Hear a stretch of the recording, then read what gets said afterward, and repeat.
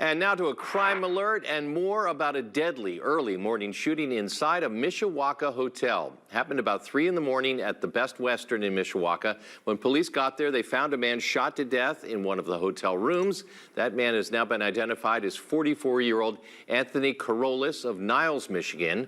Police have not named any suspects. Anybody with information on the killing is urged to contact the Mishawaka Detective Bureau at 574-258-1684 or Michiana Crime Stoppers at 574-288-STOP. New details tonight following a fatal shooting at a North Jackson restaurant earlier this week. WBBJ 7 Eyewitness News reporter Ryan Brooks has that story. In continuing coverage, new details emerge after a court appearance following a shooting at Slim Chickens. Jackson Police Department officers respond to a shots-fired call at the Slim Chickens restaurant Tuesday evening in North Jackson. The preliminary investigation suggests that this was not a random incident and appears to have been targeted. According to the affidavit, upon arrival, Officer Simpson observed a gunshot victim, later identified as andretti Siddell, laying on the floor behind the counter. Siddell suffered from multiple gunshot wounds and later pronounced deceased at the scene.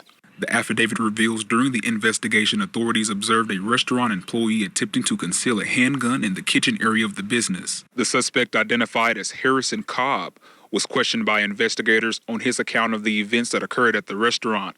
Cobb's account as to what happened was determined to be inaccurate after investigators retrieved video surveillance footage from the business. On surveillance video, Siddell and several other people could be seen entering the business and going into the kitchen area where Cobb was located and a physical altercation occurs. Investigators say after the altercation and while several people are attempting to leave, Cobb produced a handgun and fired multiple rounds at the people, striking Siddell. According to the affidavit, Siddell became incapacitated as he fell on the floor. Cobb then approached Siddell a second time and shot him several more times. According to investigators, Cobb proceeds to walk around the kitchen for some time, made some calls, and approaches Siddell for a third time as he lays on the floor, still alive, and fires another shot in close range that appeared to be fatal wound. During the investigation, it was determined that Siddell was not armed. Cobb is charged with first-degree murder. In North Jackson, Ryan Brooks, WBBJ 7 Eyewitness News.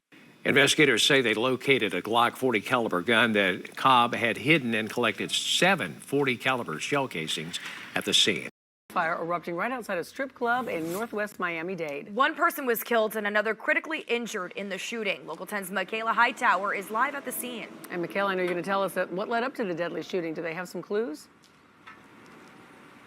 And we've learned that one person is dead and another man injured. Now we have learned some new information just into our newsroom. That man that was hospitalized, his name is Andy Barron. He's 34 years old. We've learned that he has just been released from surgery and is in stable condition. As for this crime scene behind me, it has since been cleared. However, some of the folks that we've talked to in this area are telling us it's not the first time they've seen a crime scene like the one we saw today.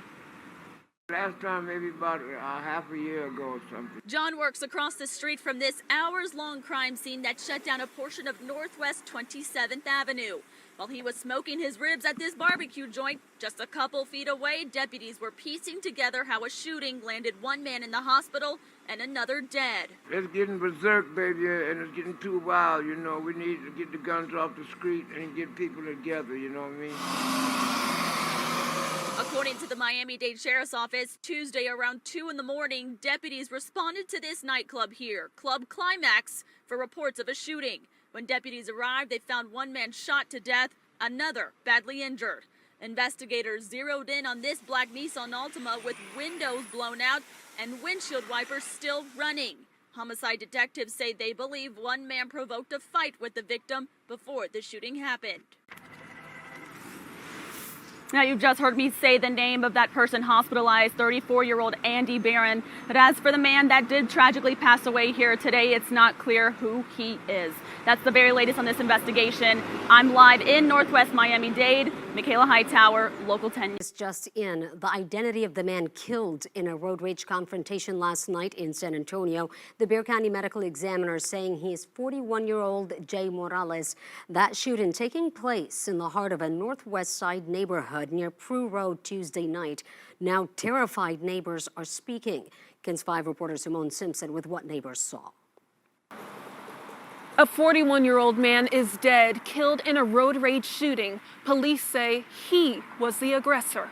When I heard the shooting, I ran to the window to see what happened, there is this guy lying on the floor, and there is another guy behind him in the little car behind, walking around saying, "Oh, you tried to shoot me. You tried to kill me first." Residents like Jose Garcia says he's never seen anything like this in his neighborhood.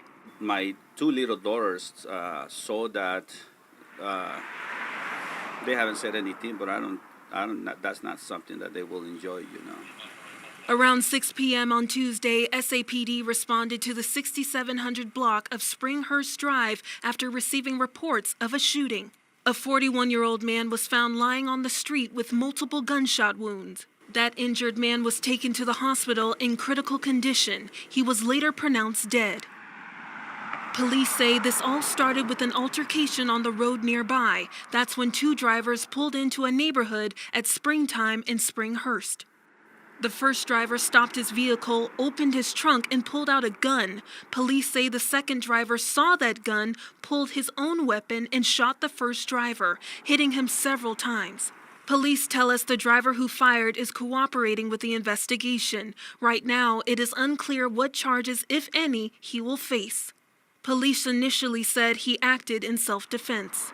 All I can do is try to raise my kids the right way to not be part of that violence. Reporting from the Northwest Side, Simone Simpson, KENS 5. If the criminal does not fear the police, a judge, or prison, he must be taught to fear his victims.